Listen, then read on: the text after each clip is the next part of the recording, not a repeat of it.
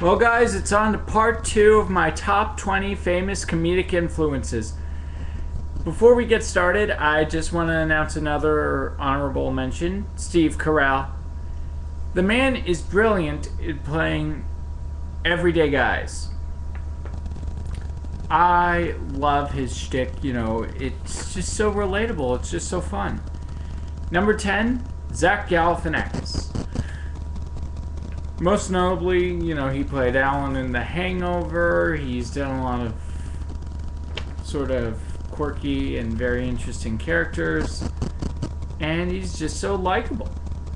Number 9, Mel Brooks. What can I say? His movies are dynamite. I love watching a good Mel Brooks movie. Number 8, Jerry Seinfeld. Jerry is one of my favorite comedians, and without him, I wouldn't have been able to come up with the shtick I did for Fuzzy.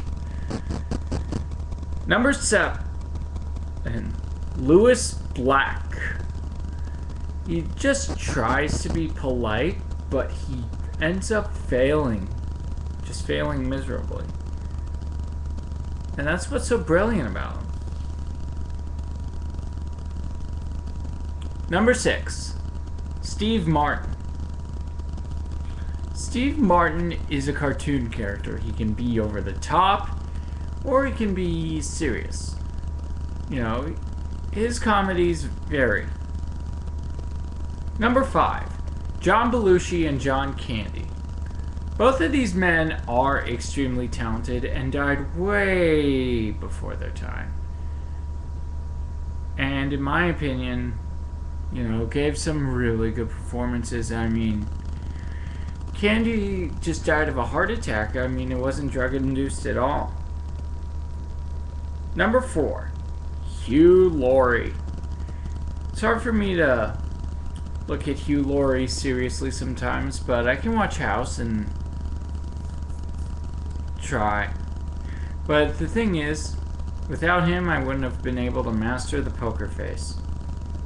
Number 3, Ricky Gervais. Ricky Gervais is brilliant because he has a lot of awkward humor. And I just find it so brilliant. Number 2, Bill Cosby.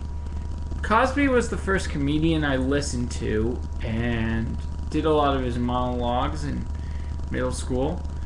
Then when I turned 16, I started writing my own stuff, as I said.